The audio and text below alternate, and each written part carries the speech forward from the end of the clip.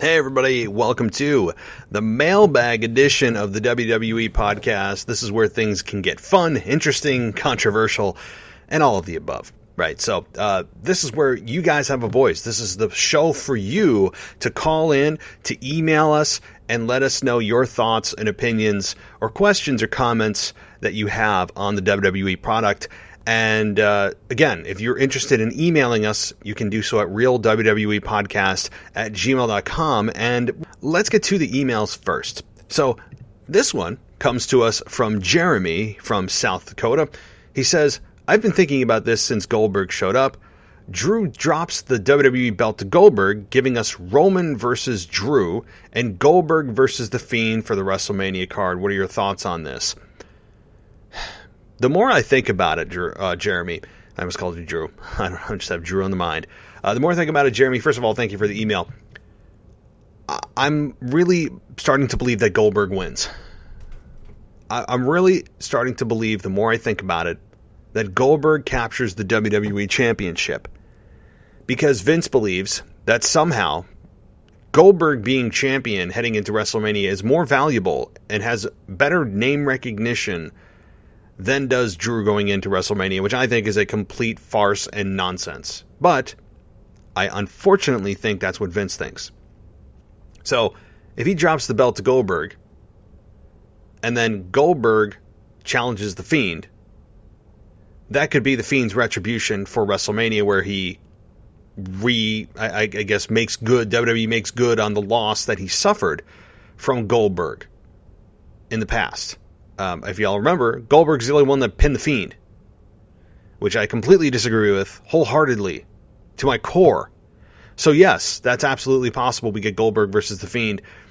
But Goldberg, Roman versus Drew, I would love that main event. I love that main event. I think it's a WrestleMania main event. I think it would have been and felt more special had WWE not ruined it at Survivor Series in a match that meant absolutely nothing. And it was extremely short-sighted. I ranted about this last night on my Raw review, which with the casual wrestling fan, who I know has a voicemail coming up here. But I ranted about this on the show then. I am still not of the belief that they were doing themselves any long-term favors with Drew and Roman at Survivor Series. What did they gain? A couple of subs to the network, maybe, just to see that. But to me, it's WrestleMania worthy. So I think you're onto something. I mean, really, with all of these guys here, you could do Goldberg versus Drew. You could do, for WrestleMania, I guess you could go back to it. I don't think they would. You could do Roman versus The Fiend, which we all have been waiting for. I mean, there's some possibilities here. But you can guarantee that Goldberg, Roman, Drew, and The Fiend are all going to be intertwined come WrestleMania. I mean, it's guaranteed. It's just a matter of what combination are we going to go with here. So, Jeremy, thank you so much. Hope you're doing well up there in South Dakota. Alrighty, let's get to the next. The next email here, which is Danny. So Danny sends us an email. Doesn't say where it's from, so anonymous, I guess. Hey, Matt, Danny here. What other returns or legends would you want to return to the Rumble this year in both male and female matches? Also, do you think fans should be back in WrestleMania outside stadiums this year and next year? So let me answer the first one, or the last question first. WWE, Triple H did announce that they are planning on having fans at WrestleMania this year. Yes, this year in Raymond James Stadium for the 2 nights. Where did I hear that? And you maybe say, oh, it's internet rumors. No, it's not internet rumors or clickbait.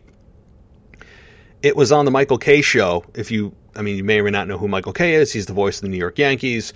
He has a show called the Michael Kay Show, talks about all the sports, and he pretends to know what wrestling is.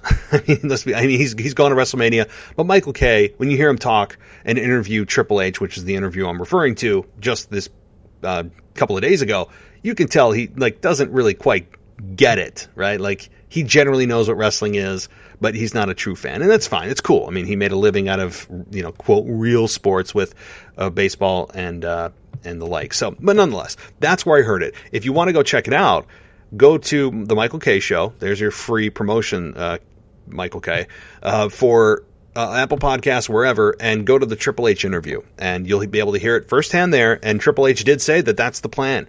You know, they want to have as many fans as they can possibly get in there, and they're using the Super Bowl, which is taking place in Raymond James Stadium, as kind of a test run to see how it goes, what happens, what are the good things coming out of it, what are the bad things, how can they improve.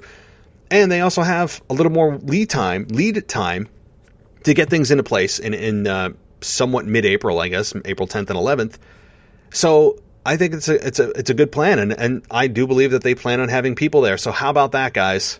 Breaking news in the mailbag that WWE does plan on having fans actually at WrestleMania. I should have made that a quick hit, but I buried it here in the mailbag. So how about that? But your other question about legends, as far as returns or legends. So I don't know about return. Well, here I'll say this. Returns, I think Braun Strowman, possibly Edge, although they may hold off until Randy and The Fiend are completed in their story. It doesn't seem like they're ready yet. But you could have that. Becky Lynch, I continue to say no because I continue to get questions about it. Becky Lynch is a no. I don't want legends returning. I think, it's not the time. Although Goldberg, imagine if he inserts himself in the Rumble. Good God. But those would be like Braun Strowman, I think, is a pretty solid shoo-in. I think Edge is like 50-50. Those are the two off the top of my head. So thank you, Danny, for your email. Much appreciated. And as always, hope you're doing well, too. Okay, let's go to the next email. You guys are big on the emails lately. That's cool with me. Okay, this one is from Gustavo. Or Gus, as he references himself. He says, "Hey, Matt, first off, huge fan of the podcast. I enjoy listening to all of your content and hearing everyone's opinions on the current product. Thank you so much. I've heard a lot of chatter of a possible Roman Reigns versus Drew McIntyre main event at this year's WrestleMania. Most of the scenarios I've heard seem to only consider Drew dropping the belt, winning the Rumble, and challenging Roman at WrestleMania. I'm curious as to your thoughts on the possibility of Roman dropping the Universal title and entering himself into the Rumble, probably as the last entrant, and challenging Drew to WrestleMania." So, okay, I mean, I've discussed the whole logic of Drew dropping the belt, but then entering the Rumble and winning it. And you guys know my thoughts on that. So, first of all, yes, I do think that's a strong possibility. Either way, I keep building a case for Goldberg capturing the WWE Championship, not because I want him to, but because I think WWE is thinking that there's a lot of options if Goldberg captures the WWE Championship, and they get to say, "Oh, well, that's the one championship that's eluded him," and we're all supposed to celebrate as if that's a good thing. But the other scenario, which I never even thought of, is Roman dropping the Universal title, entering himself as number 30 as he pulls some strings, of which I'd love to know what those strings are, considering that he can bully around a WWE official with no recourse. You ever think of that too? That's the one thing maybe I can criticize, is that Roman Reigns continues to bully around officials, lay his hands on officials, and there's no repercussions at all. I don't know if it's just fear or what, but that is one thing I noticed. However, this is interesting. I didn't even consider the alternative here, Gus. Thank you for bringing it up, of Roman being the one to drop the belt, win the Rumble because he's number 30, and go on to main event WrestleMania. That is certainly a possibility as well. I mean, really, this is what's great, guys. There's like so many different things, and I know that unfortunately a lot of these solutions end in Goldberg being WWE champion, which is just nails on a chalkboard to most of the people listening, including myself. But it's still fun because you get to see all the different possibilities of Drew dropping and entering the Rumble and winning. Roman Reigns dropping the belt and then entering the Rumble at number 30 as he would, and winning the Royal Rumble that way.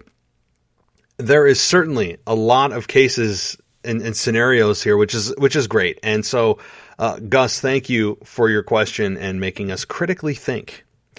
Alrighty, let's continue with emails. We have the next one. It is Bob from Pennsylvania. How you doing, Bob?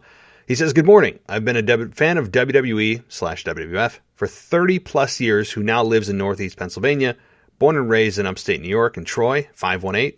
Whoa, cool. I'm a mailman who has found your podcast last fall and thoroughly enjoyed it and has helped me through some long days. Well, thank you. I'm glad I could help you out during your long days, especially during the winters. If you're a mailman, I mean, you guys certainly have your work cut out for you when it comes to trudging through the snow and just the cold. I don't know how you guys do it. So, props to you guys. You say, here's my question. Where does the Thunderdome relocate when the baseball season begins? Any thoughts or a scoop on a new location? Looking at the Rays' schedule last night, they have their home opener on April 9th. And all weekend there are home games, including the following Monday. That is the weekend of WrestleMania, but I cannot imagine SmackDown and Raw will be at Raymond James Stadium where WrestleMania will be. Just curious. Bob, you bring up a good point, and something, now as you tell me this, you're making me think. You guys make me think. This is great. What's happening is, in my mind, which is a scary place to be at times, since you're telling me that Friday, April 9th, the day before WrestleMania, is their home opener, that tells me, number one, that they'll probably record SmackDown prior to Friday 4/9 because they have to have things ready for the home opener of actually baseball that day on Friday 4/9. So they'll probably record Raw and SmackDown early that week. Maybe they'll both record them on Monday or Tuesday so that the Rays can get their stadium up and running to play baseball. That also coincides perfectly with the WrestleMania April 10th and WrestleMania April 11th, the two-part scenario that we got last year, except, again, with fans this year. God, that's so nice to say. I just wonder how much noise that, a 10% capacity could make in a stadium that is no roof and is open air and is pretty large when you have 10,000 people spread out over 100,000 seat. Well, I should say 100,000, probably like a 60, 70,000 seat capacity. You wonder how much noise that many fans can make, but it'll still be great. So let me answer your question. Where does the Thunderdome relocate when the baseball season begins? I'll tell you where I don't want it to relocate. I don't want it to relocate into the Performance Center, i.e. the Capitol Wrestling Center. I think that they are possibly going back to the Amway Center. I don't see why they wouldn't. I'm sure that if need be, they could go back there because as stadiums are going to fill up with baseball, they can't really start using stadiums.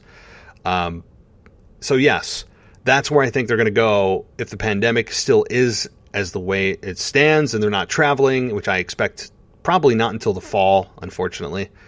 But probably back to the Amway Center when baseball season begins. That's my thought. I don't think that they're going to stay in Raymond James Stadium as the Thunderdome after WrestleMania. I think that's a 2-night only thing, and then after Raymond James Stadium, that's my thinking. Because obviously Tropicana Field needs to be used for baseball. So, good question. And let's see, I'm going to make sure I answered your question. Oh, you say that is the weekend of WrestleMania, but I cannot imagine WrestleMania, SmackDown, and Raw will be at Raymond James. Yes, correct. So, agree. Just curious, and keep up the good work. Thank you, Bob. Thank you so much. Hope you're doing well, staying safe, and God bless you. And doing that mail route. I have a friend that does mail, and I always see pictures of him and covered in snow and trudging through all this. It's crazy. You guys are nuts. Okay, let's see here. I want to make sure I have everybody. I think that is the end of the emails. So if it's not, I apologize, but I don't see any other emails you guys have sent. So it's on to the other voices. You get to stop hearing me ramble and get to hear other people's voices. How about that? We can all collectively cheer. All right. Well, let's get to that very first voicemail. Hey, it's Kyle from Baltimore, Maryland. I have two questions here. One is about the Raw Women's Championship situation right now. Of potential who I see can take the title from Asuka will be clearly Charlotte. That's what they clearly may up doing. I really want it to be Alexa. And I mentioned that before because she's been doing great work. I know she hasn't wrestled in a while, but her character is great, and I want her to win the belt. Second question is that what decides being a babyface fully? Because when it comes to Sasha Banks, I said before, I think she's doing some great work, and she's being looked at as a babyface, and she's acting confident. That air get to me. But really what defines a babyface? I don't want them to act like a child character like Bailey did in the past. I hated Bailey's character in the past. And but Sasha Belair, they're in the same situation where they're both confident within themselves. Sasha Banks and Bianca Belair the same way. So I just think they're great, and I think people just complain just to complain because they're not going to change. So I think again, complaining about them within the characters right now, I think it's I think people are just wasting their breath because it's not going to change. And I just like what they're doing, and because everybody doesn't like it, it's like then stop watching or just be quiet about it. I feel like I don't know, but that's how I feel about it. What do you really think about that whole thing about Bailey, Sasha, and Bianca right now? Bye. Hey, Kyle. Hope you're doing well. Thank you for calling in as always. I think you're onto something with Alexa Bliss, and I said last night on my Raw review with the casual wrestling fan that I hope it's Alexa Bliss. I'm a big fan of Sonya Deville. I think that Charlotte certainly has an opportunity to win the Royal Rumble. I think that Asuka is probably going to end up facing Alexa Bliss at WrestleMania because, Asuka's going to end up facing Charlotte at WrestleMania. That will somehow break down. Just because Charlotte doesn't win the Rumble doesn't mean that she can't face Asuka, right? Like, because one of the brands is going to be able to just take that Royal Rumble winner and blend it into the championship match. The other brand is going to have to work to define who that challenger is going to be at WrestleMania. So I think it's going to end up being Charlotte versus Asuka at WrestleMania, where the story going in is Asuka wants revenge for what Charlotte did to her a number of WrestleManias ago, breaking her streak. Maybe Asuka turns heel. I don't think that's the right move, but it could be. Once they drop the tag team belts, you'll start to see the dissension. Then you'll see Charlotte's true colors. But I think it's Alexa Bliss who challenges Sasha Banks on the SmackDown end, and we have Alexa Bliss actually win the Royal Rumble. I think that is the direction we're going. I think it's the right direction. Alexa Bliss is on fire right now, pun intended, LOL, right? And it's the right move for the brand. Alexa Bliss and Sasha Banks would be a great combination, considering we haven't seen that in quite some time. And they're on separate brands. The only way to get them together, Rumble. So that is that. As far as the definition of a babyface, now this is a very subjective thing, but here's what the goal of a babyface should be, and that's to get cheered. It can be broken down that simply. Get cheered. Now, how you get cheered and how you understand how you get cheered are very subjective, and it's an ever-moving, fluid answer. I'm not trying to be coy. I'm not trying to avoid your answer, but the goal should be to get cheered.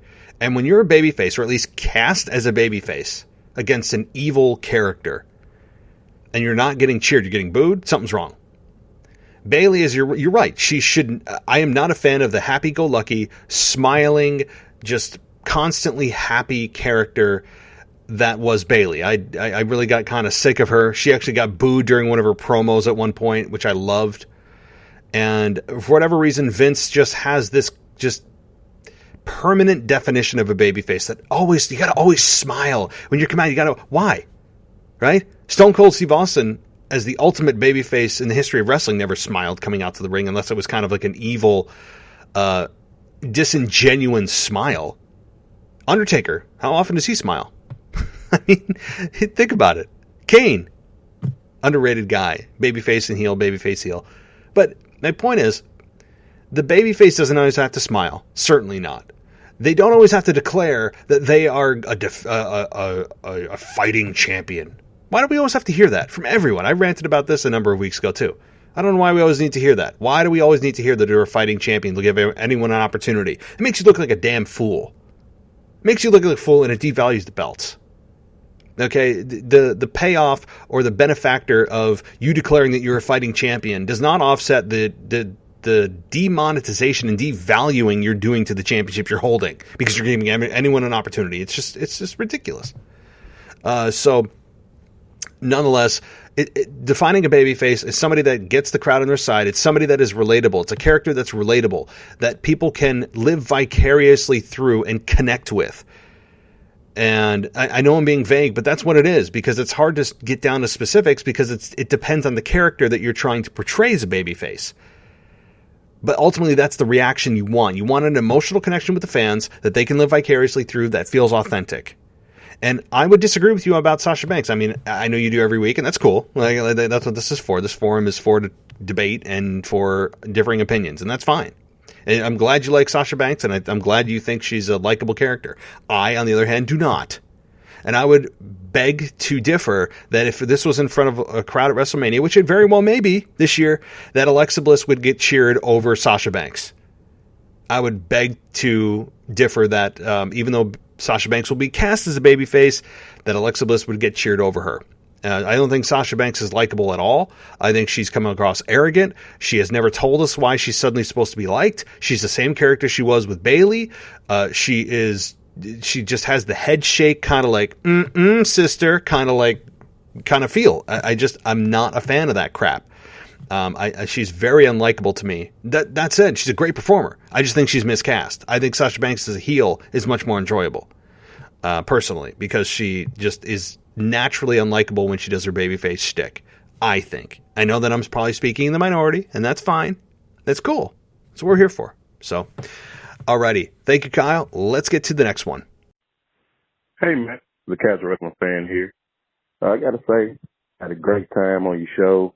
Very, very deep conversations in the wrestling. You know, for everybody listening, go check out the Raw review. It was a great show. I had a great time. So I want to thank you for bringing me on. And with that being said, you know, we went through numerous topics, so I'm pretty much depleted for this week. But I got one question for you. I don't know if you believe the same thing. I think Gilbert should be inducted into the WWE Hall of Fame. I mean, as famous and funny as he is, I think he deserves it. But that's all I got for you this week. Once again, thanks for having me. It was an honor, and I hope you have a great rest of your day. Thanks.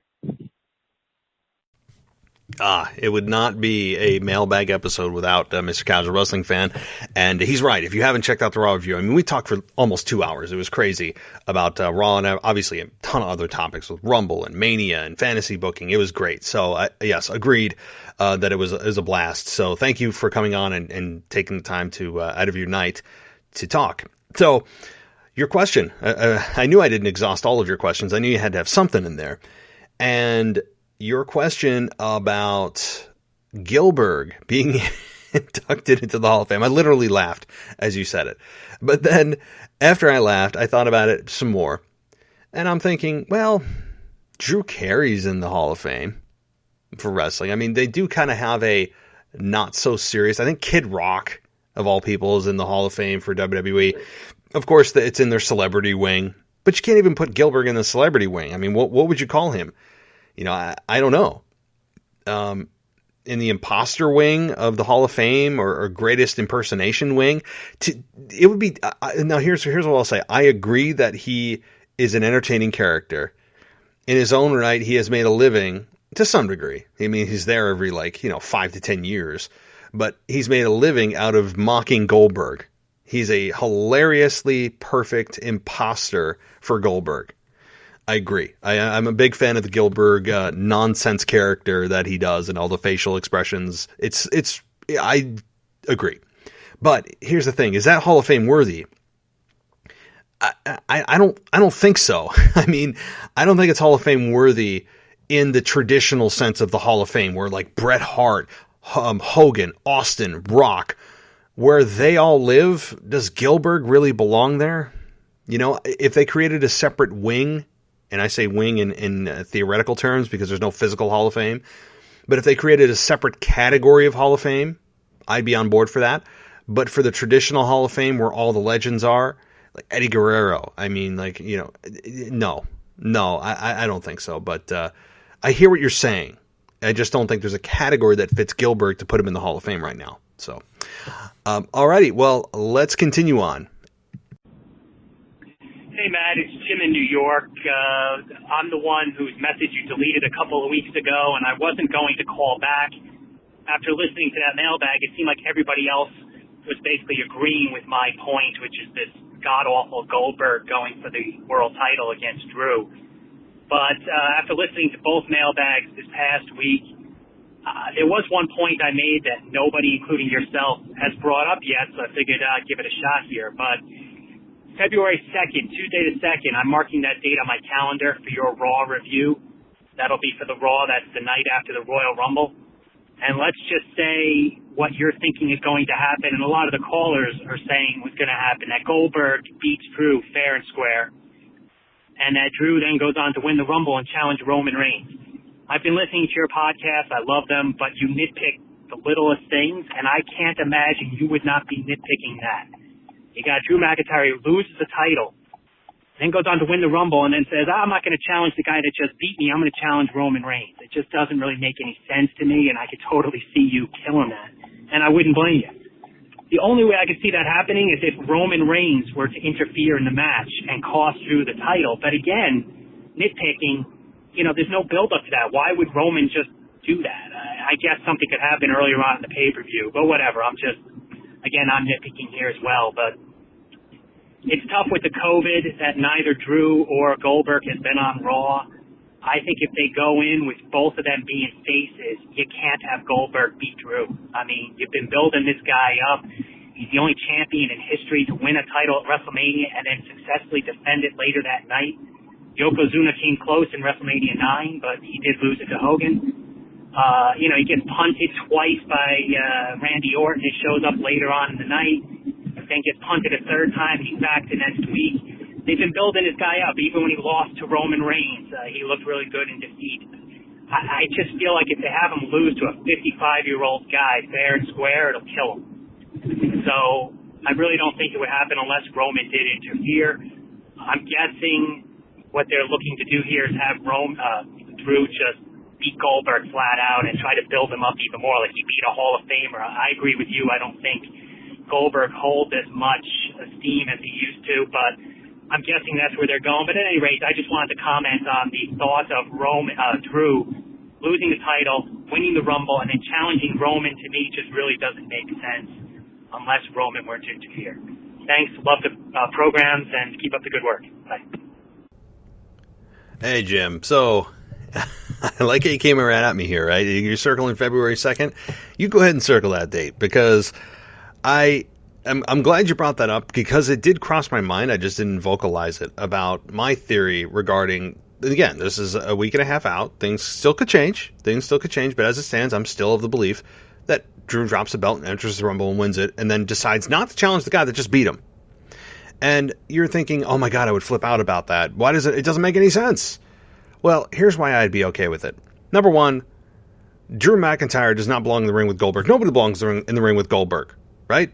Like, I don't want to see Goldberg versus Drew. You're telling me, or at least that I would rant about that when Roman and Drew is on the possibility scale as well, right? When it comes to those two choices, guess what I'm going to choose every time? Roman Reigns and Drew McIntyre. There's a much better story to tell there.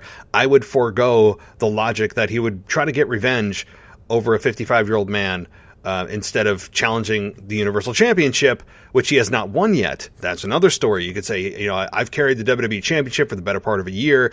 I think it's time I go in a different direction. Goldberg beat me fair and square last night, but I do have unfinished business with a guy that I crossed paths with at Survivor Series. There's your build, right? And plus, again, I don't think anyone would be mad that Goldberg and Drew McIntyre doesn't happen again. I don't think, again, Goldberg is really the X factor here. Goldberg is the one that nobody wants to see. I'm sorry. Nobody does. Nobody does. And I'm sure there's I shouldn't say nobody. There's probably a small subset of fans that are like, Goldberg, sitting in their basements saying, Mom, can I use your iPad? There's probably some of those people. All right. But I'm not of the belief that there is a majority of fans out there that want to see Goldberg here from now till Mania. But you go ahead and circle that date, because I will not criticize unless Goldberg turns heel, he does something dastardly and beats the holy hell out of Drew McIntyre, where I want to see him get revenge. Do I want to see a build for Drew and Goldberg from now till WrestleMania? No. I would forego that logic, and I'd rather see Roman and Drew. Period. End of subject. case closed, as they say. So, I'm glad you brought it up. I can't believe I didn't vocalize that, but yeah, it just comes down to nobody wants to see Goldberg. Just nobody does. Nobody does. And to your other point about Roman Reigns interfering, I don't think it's going to be a matter of interfering. I don't think Roman and Drew are going to mess with each other at the Rumble. I very much doubt it. They've got their own significant programs going on. I think it would kind of muddy the waters and there'd be too much going on at the Rumble. I think they'll save that until after. They'll kind of each close their respective programs and move on, which may be with each other. But you know what? I do nitpick. You know why I nitpick? Because I care about detail. Detail's important, especially when details are easily explained or should be easily explained and when they're ignored. So, I nitpick. That's what we do here. That's what a podcast is sometimes, and I don't hate on the product to hate on it. I just call a spade a spade. That's what we do here, and, that unapologetically, right? I mean, so I've been praising Roman Reigns for how long? I mean, he's been the best thing that's happened to WWE since August, bar none, not even close. So, Jim, thank you so much for your comments. You circled that date. I have a very, very strong suspicion that I will be not ranting about Goldberg and Drew not happening at WrestleMania, even if Goldberg beats Drew. I do not have any interest. I don't have any interest in seeing it once, much less twice. And yes, there's the logic of Drew wanting revenge, but he can get revenge without trying to get the title back. He could just kind of he could beat up Goldberg without challenging for the belt and then say, hey, Roman, I'm coming for you, and I want that Universal Championship. That would be a much, much better solution. So, all right, I think I've beat this to death. Let's continue on. Oh, hi, Matt. Just finished listening to your Raw review with the casual wrestling fan, sorry. I hope I got that right. That was awesome. It was just so good. And I enjoyed the differences of opinion, but in such a nice way. It was just so cool. So, big fan. It would be great to have the casual wrestling fan on as a co-host again. That would be awesome. But it got me thinking about when I first got into wrestling, and it dawned on me the other night that I was in high school in 1994. I was third or fourth year, and we had vocational guidance, which is a class where a teacher would give us options about where we could pursue our career after high school. However, he wasn't very probably motivated in doing this because one day he came in, put a cassette in a VHS, put it on the television, and up popped wrestling. And he says, for the next 50 minutes, if you guys don't talk and make a noise, you can watch wrestling. And that's how I got into wrestling. And I remember my first match I watched. It was Undertaker versus Yokozuna. I think it was a casket match. I think it was 93, 94 that year. But that's where I started. So instead of being taught what to do or given guidance about what to do after school, we were shown wrestling, which I was pretty pleased about. So, just wanted to share that story. I look back at it now and I find it very amusing. And I've been a fan pretty much ever since. I probably dropped out for a few years, but I've been listening and watching again since the last 3-4 years. So it's good. That's really all I wanted to share. Just my other thing I wanted to share is I always wonder what Asuka's slogan, the Empress of Tomorrow, means. I always don't know, because she's been the Empress of Tomorrow ever since she's been on wrestling. So I'm wondering when tomorrow will ever come. But anyway, sorry, it was just more of a life-sharing story today. But love the show, and really, this is such a great escape for me listening to your podcast and everything. So I really appreciate it. And all the best to you and everyone else. Bye. I promise, guys, that was not a paid sponsorship. I did not pay Devin to come on here and really talk up the show, but checks in the mail. But no, seriously, thank you so much for the kind words. It's much appreciated. I'm glad that I'm able to, again, create an escape for people. Even if you hate my show and you think I complain too much, which I know there's people out there. Look, I've gotten reviews. Look, check out my Apple Podcast reviews, guys. I mean, it's no secret. It's no secret. There's some people that just hate me, and that's fine. I mean, it's fine. I think the majority of people are positive about the show, but there's always, I mean, it's the internet, right? But thank you for the comments, and again, I'm glad we can create an escape for you. as far as your story, that's a great story, is how you got into wrestling. Everybody's got one, and that certainly is one that I've never heard before.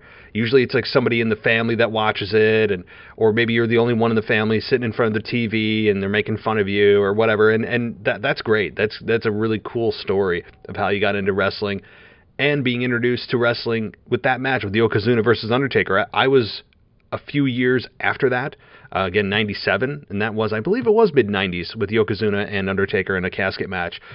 So very cool way to enter wrestling with a big, two huge names in wrestling like that. As far as the casual wrestling fan goes, I definitely plan on having him back for sure. He was a lot of fun, unique, in a good way. I think it's always great to have a variety of voices and opinions and minds, and he certainly fills that. I mean, no doubt about it. So I agree that he will be back in short order. And to your last point about Asuka with the Empress of Tomorrow slogan, that's funny you bring that up, because I brought this up, my God, maybe a month ago. I don't even know now. Everything blends together. But with Asuka being the Empress of Tomorrow, you just said it, which is why I've said before, how has nobody in a promo brought this to Asuka's attention to roast her, right? Because, as you just said, tomorrow never comes. So how has nobody ever said to Asuka, you may be the Empress of Tomorrow, but guess what, Asuka? Guess what day never comes? Tomorrow. I mean, it's low-hanging fruit. It's right there. How has nobody ever torched her on this? But I agree, Asuka right now feels kind of stale.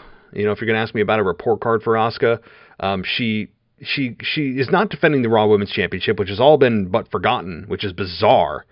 The Raw Women's Championship with Asuka, a star of her level, is really kind of hiding the championship. And she's scared of Alexa Bliss this past week, which was bizarre as well. Although, again, I provided logic as to why, because the Fiend is representative of Alexa, and she just torched Randy Orton's face the week before, so I actually kind of understand. It was just weird to see Asuka show that much fear, almost cartoonish fear. I agree. I don't know, maybe she should change it, because it's a low-hanging fruit, guys. If anyone's listening in the sound of my voice that is in wrestling, and you're on the creative team, for God's sakes, how has nobody said that? What's the one day that never comes? Tomorrow. Okay, because it's always today. Okay. Let's keep going. Hey, Matt, it's Kyle from New York again. I have two things. One's a suggestion and one's a question. I guess I'll start with the question first. So, I don't know if you heard, but recently, like, on the Raw Talk after Raw, I know this is a little outdated now. I forgot to ask this question on your mailbag. But, the night of the Raw Legends night, that horrible Raw Legends night, on that Raw Talk episode, Mustafa Ali talked about that trash about the Legends, and supposedly he has backstage heat right now. Do you think this is true? I feel like he doesn't actually have backstage heat. I feel like it's just a work for his heel character. But I don't know. That's just me. Anyway, let me know if you think it's real or not. The second thing, I have a wrestling nostalgia suggestion that I thought of. It's two really. I guess you can really just pick one or the other, or maybe both with two separate episodes. I don't know, it's your show. So I got two. They both involve two women, who we're both very familiar with. So the first one is the famous Sasha Banks and Bayley match at NXT TakeOver Respect, and then the second suggestion I have is their match at TakeOver Brooklyn, like the Iron Woman match. Sorry I mixed them up. I forgot which TakeOver was first, the Brooklyn match or the Respect match. I forgot which one was first. But you know the two I'm talking about, probably. The two famous Sasha and Bayley matches for the NXT Women's Championship. One's like a normal match that was really good. The second one's the Iron Woman match. Those two. Those are the two I'm suggesting. Like one or the other or both, whatever you want to do. But yeah, those two matches are my two suggestions for wrestling nostalgia. And yeah, that's really it. Yeah, thanks. Hey, Kyle. Good to hear from you, as always. So, as far as the heat from Mustafa Ali saying those things, I didn't know about that, actually. I didn't watch Raw Talk that particular night because I was just so put off by that. One of the worst Raws I've seen in years, that it just didn't appeal to me to see more. But if Mustafa Ali did in fact do that, which I do believe you, I think it might be legitimate heat. Even if it's legitimate heat, if I was Mustafa Ali, I wouldn't care. You know why I wouldn't care? Because he's trying to make a name for himself right now. He's trying to take the opportunity that he has, being the leader of Retribution, a dying group, a sinking ship, as he called it, and as the casual wrestling fan called it last night, a sinking ship. That's exactly what it is. So he's trying to do the best he can to get any kind of attention, even if it's negative, to get his name out there. So do I believe it's actual heat? Maybe, because Raw Talk is unscripted. There's no script for Raw Talk. They don't come out there and have a script in their mind. They may have a general, basic direction, but everything is ad-lib for the most part. You can tell that. So I don't know if it's true or not as far as the real heat. But even if it is, I mean, does it really matter? Because Mustafa Ali's gaining attention, and I think he's got a great promo. So that's also that's a great question. And as far as your suggestions for my nostalgia, glad you brought that up, because I haven't ever really dove in NXT for nostalgia. Because NXT is a relatively new, of course, entity in WWE, a third leg of their tri-brand presentation. And Sasha Bailey, I did see the Brooklyn match. I actually did not see the Respect match. So the Brooklyn one, I remember very vividly. That's a great suggestion that I'll put into my tool bag of suggestions. Maybe I'll pull it out this week. You know, this coming week, of course, in a week. But as I just did my one, I recorded the nostalgia just before this. But yeah, that's a great one. And I do like to incorporate more of the women into my nostalgias. I think it kind of breaks things up rather than just talking about Austin or Rock or Triple H, which are all in their own right, of course, worth talking about. But it's a variety is the spice of life, my friend. So I like that. Thank you. I will definitely I'll take that under advisement, as they say. Okay, I don't think we have too many more here, but let's keep going. And by the way, if you'd like to call in and you're wondering, wait a minute, how the hell do I call in? How do I do this? Call us, 518-952-0247. That's 518-952-0247 if you're looking to give us a call, give us a chat. Try to keep the swearing like off the air, right? Because I don't want to have to bleep it out. It's a pain in the neck. So, okay, let's continue on with our voicemails. Hi Matt, Joe here from the UK. Just come off from watching SmackDown, and I'm actually quite disappointed that Kevin Owens has been put in for the match against Roman Reigns. Might have been unpopular opinion, but I was looking forward to Adam Pearce versus Reigns. The Royal Rumble pay-per-view, it's pretty much sold on the Rumbles, and the men's and the women's this year, and possibly doesn't need a championship match to sell the pay-per-view, as obviously people enjoy the Rumbles alone. And yeah, Kevin Owens versus Roman Reigns, we've seen it twice already, and it would have just been good to see Adam Pearce get kicked around the ring by Roman Reigns. Really a good character development for Reigns as a heel. So yeah, just wanted to say that. Keep up the good show. Thank you. Bye bye. Hey Joe, how you doing?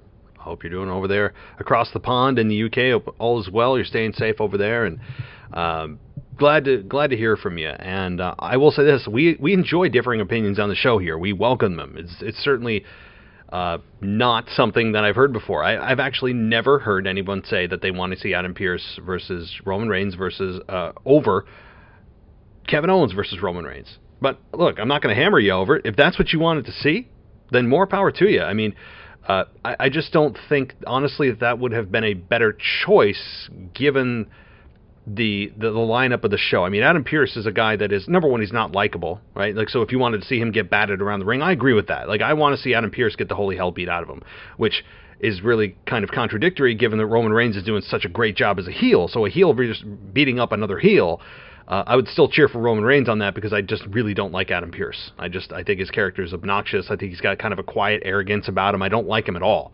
But that's a compliment. I don't mean kick him off the show, but I'm with you on wanting to see someone just completely tear into him.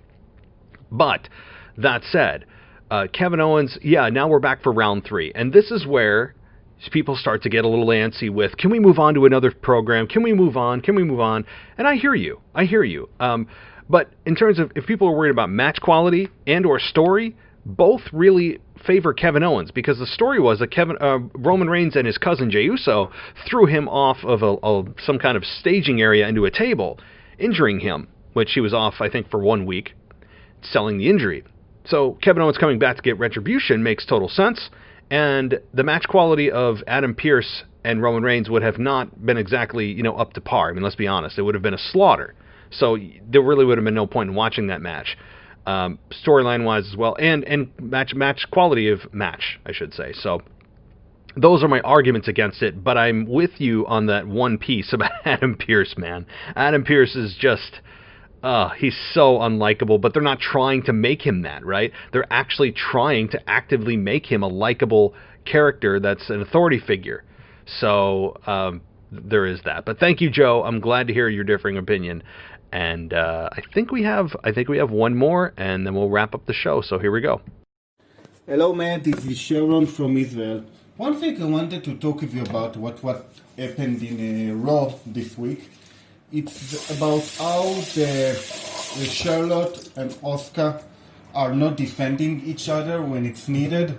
I mean, they're attacking, they're supposed to help each other, but in the previous show, Asuka didn't help at all to Charlotte when Lacey Evans and Peyton Royce defeat her with the whole crazy thing with Ric Flair. And in the second end, when Asuka was defeated by Alexa Bliss, Charlotte didn't help her. It's so weird. I mean, they are a tag team and they are the tag team champions, and they are in two separate stories. So, first of all, how can I accept that their tag team will be defended if they are not fighting together when we are not seeing them together? That's one thing. And the second thing, I mean, if you are such a good friends, you're supposed to help each other. So, I don't understand that. And the second thing, I wanted to talk about Alexa Bliss. I mean, she's so good as the replacement of The Fiend. I mean, this is what she is right now. She, as you saw this week, she really did the moves of The Fiend and acted like The Fiend. I mean, it's so nice to see such a pair between Alexa Bliss and The Fiend. So, I wanted to suggest that The Fiend and Alexa Bliss will be the new women's tag team champions. I mean, nobody said that The Fiend is not a woman, so they can be the new women tag team champions. And yes, so this is the second thing. And the last thing I wanted to talk with you about is about the thing that almost did to Ricochet. This was the real DQ. I don't understand the laws that keep changing in this sport when almost make Ricochet fell down on the floor. It should have been a DQ, but it wasn't. So yes, WWE has no rules. Okay, Matt, so have a good week, and see you next time.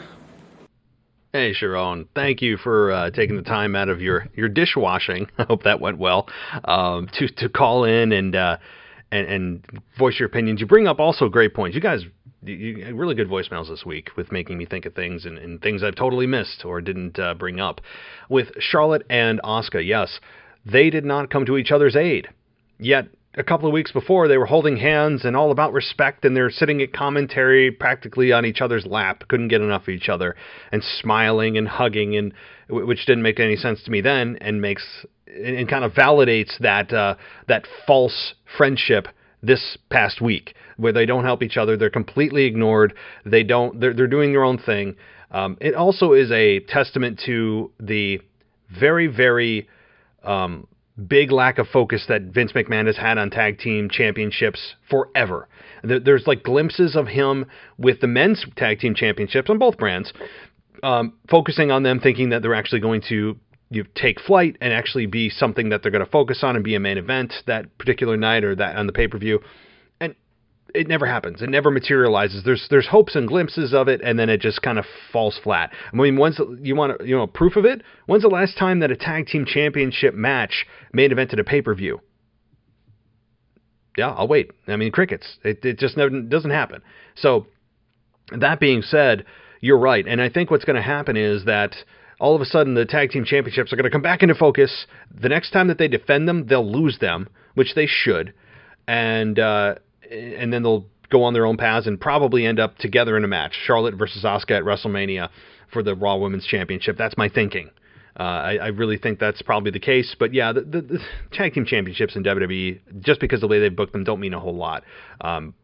So, as far as your question about could the Fiend be a woman? I mean, I guess, right? Like they never really defined it. I mean, with today's transgender movement, the way that you define that you're a woman or a man is just the way you just say you are, right? Like you just say that that's how you feel, and then people are supposed to say, okay, yeah, you are that gender. So again, it gets very dangerous, and I'm sure WWE would stay away from politics and any kind of very, very controversial things that could light a fire under them accidentally.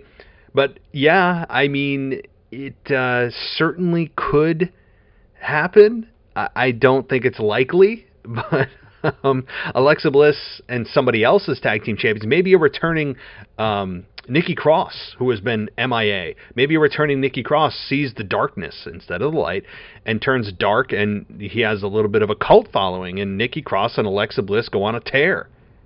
Think about that. I mean, that's possible. I think that's more possible than having the women's championship around the Fiend, a tag team championship made for women around the Fiend, because it's implied. It's heavily implied that it's Bray Wyatt. It is Bray Wyatt, and I think you'd have women up in arms. You'd have the women up in arms on social media. It would not be a good look. But to your last point about Omos and the drop that he did on Ricochet where it should have been a DQ. Now, I will only give them a pass for this. The referee told Omos to drop him, and that's exactly what he did. And that's what Tom Phillips or Byron Saxton actually covered by saying, okay, well, he did what he did what he was told, and he dropped him, although kind of aggressively. He did what the referee told him to do. So it was creatively done. I'll give them a pass on that. But in a normal match, yeah, that should have been a DQ. But the referee told him to drop him, and he dropped him. So, Sharon, thank you so much. Hope you're doing well. Hope you got your dishes done. And I'm sure I'll talk to you next week. As far as everyone else, listen, thank you for, again, everyone taking the time out of their day to email us, call us. This is a really fun show to hear everyone's opinions and differing opinions on this show. I'm not trying to sway anybody into my line of thinking. It's, debate is fun.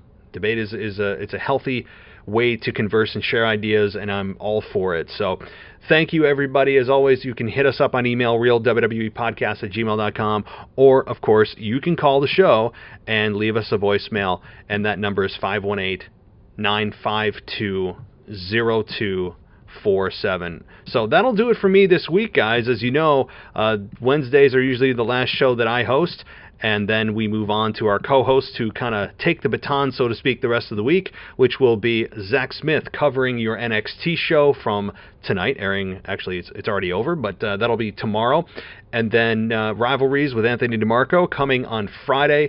And then we have Mimi covering the highs and lows of the week on Saturday night, early Sunday morning. And then I do my week in review on Sunday. So, and I'm lining up a co-host for this Sunday. So you'll hear me again in a few days. Until then, everyone stay safe, and I'll talk to you next time.